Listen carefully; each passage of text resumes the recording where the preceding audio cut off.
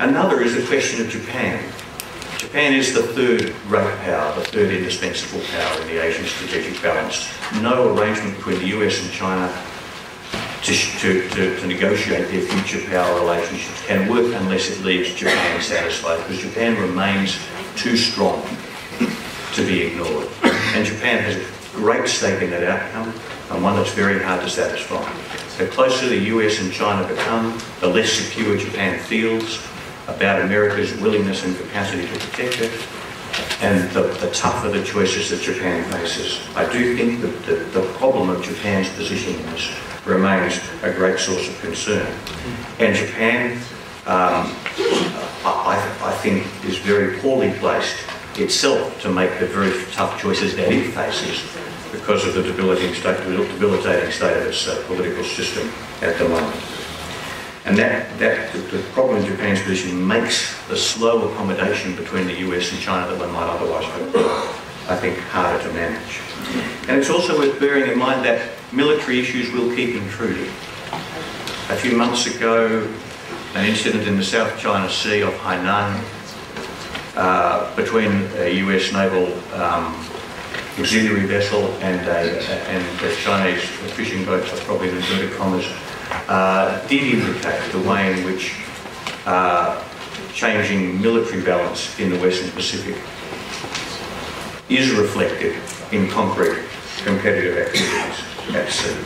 And there are some very deep questions about the way in which the nuclear postures of the two countries evolve. One really key measure for the United States as to whether it's prepared to treat China as an equal is whether it's prepared to see China preserve its minimum deterrent posture against the United States.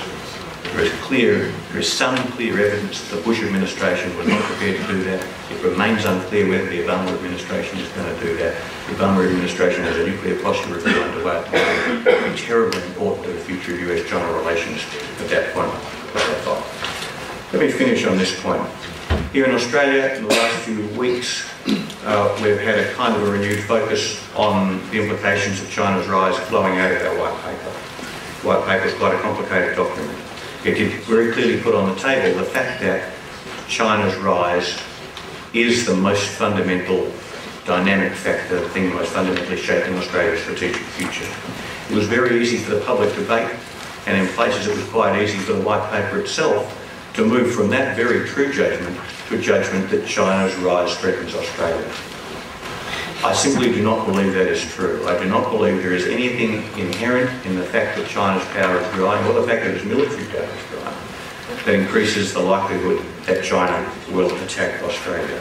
What is true, though, is that China's rise changes the way Asia works, moves it away from a system which has both been extraordinarily stable and successful, and in particular one whose stability and success has been based on the primary position of a very close ally of Australians. In other words, an environment which has been fantastically contributed to Australia, towards we don't know what.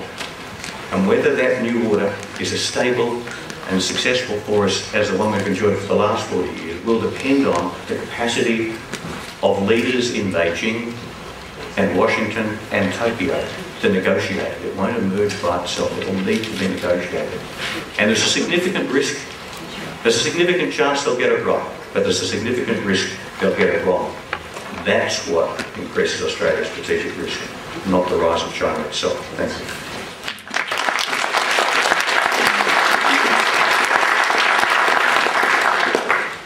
Thanks, Hugh, for underlining a huge